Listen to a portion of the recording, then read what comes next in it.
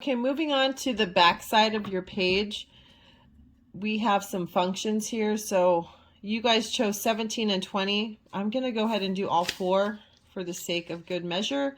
And so when you're working with functions here, remember to substitute. So your function of x, your function of 5, this is represented as the value of 5 for x. So the function of x is 5. The function of x is 0 in this one. The function of x is a -2. Over here it's a 3. So you're just going to substitute that value of 5 into this equation. So the function of x equals 3x minus 1. You could write it like this if you wanted to. And we're going to substitute where we see the x for 5, just like that. And then 3 times 5 is 15 minus 1 equals 14. So the function of 5 equals 14. Or you could say the function of x equals 14, knowing that x is 5. Actually, I changed my mind. Since you guys picked 17 and 20, those are the ones I'll do. So number 20, the value of x is 3. So the function of 3, substitute that in there. Substituting my x for 3. And that's 3 times 3 is 9 minus 1 equals an 8. So function of 3 equals 8, or function of x equals 8. And that is number 20. Okay, moving on to 27 and 30. It says, using the slope formula, find the slope of the line through the two given points. In class, you have the formula on the board, and it is the slope equals y2 minus y1 divided by x2 minus x1. So what I like to do is circle my y coordinates first. I have 9 and 4. My second one is my y2, and my first one is my y1. So I'm going to go and substitute those values in here. So y2 is 4 minus my y1 is 9 all over my x2, which is a -1. And my x1 is a +3, so it's a minus a +3. 4 minus 9 is a -5, and -1 plus a -3 is a -4, and that gives me a +5/4. So my slope is 5/4, or 5/4, rise over run. Okay, for number 30, same thing. We're going to substitute our y2 in that spot, our y1 in that spot, and then our x2 minus our x1. So y2 is a 3 minus a -4.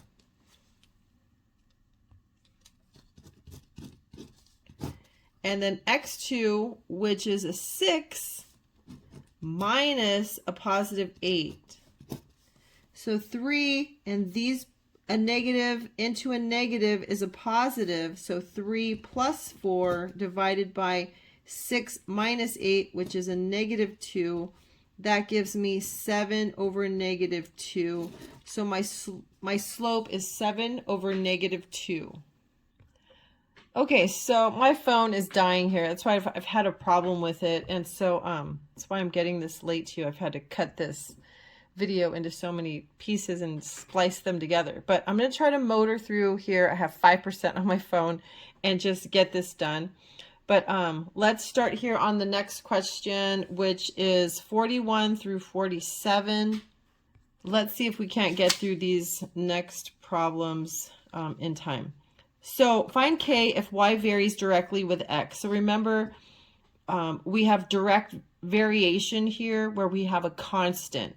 Okay, so we need to remember this formula, which is y equals k, which is our constant, times x. So you're just going to simply substitute your y for that value, which is 6, and your x for that value, which is 3, and then it looks like this. You can write this a little bit more algebraically to have it make sense for you. Divide by 3 on both sides. K equals 2.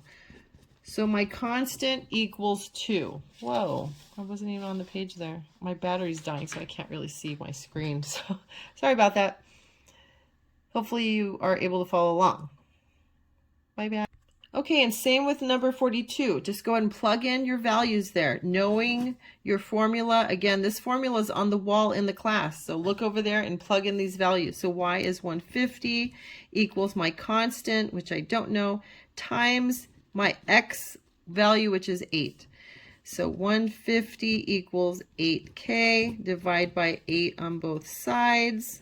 Those cancel out. K equals 18.75 when you calculate that out. Moving on, number 43, we have y equals 45. That equals our constant times our x value, which is 9. So 9k equals 45. 9 times what is 45? 9 times 5 is 45. Constant of 5. For number 44, we have our y value, which equals 9/5, equals our constant times x value, which is 27. So 27k equals 9 divided by 5. I'm going to want to get my 27, my k, I'm sorry, by itself. So I'm going to divide by 27 on both sides. This is going to look a little funny, but 9/5 divided by 27 can also be written like this. 9/5 divided by 27 equals k. I'll then want to flip my problem here to make it multiplication. And instead of 27 over 1, I'm going to have 1 over 27 equals k. I can cross cancel here. 9 goes into 27 3 times. 9 goes into itself once. So I'm left with 1/15 as my constant. Okay, we have 3 more problems. Let's see if my battery lasts. If not, you'll just be responsible for what I can get through here. So, okay, well, my phone kind of died again right there, but let's see if we can finish 45, 46, and 47. So we have some inequalities here. Y is less than 2x plus 5. And remember, this is our y-intercept. And this is our slope. Okay, so if I were going to graph that, my y-intercept becomes 0, 5. So 0, and then 1, 2, 3, 4, 5. That's my y-intercept. My slope is 2, or 2 over 1. And I'm going to rise 2, 1, 2, and run 1 there. Sorry, I'm not using graph paper right now. Just trying to finish. So that is what my line is going to look like. However, it's a less than sign. It's an inequality. So this line here is going to be dashed. Okay, so I didn't dash it, but right here, but it will be dashed, and then you will shade underneath it because that would be less than.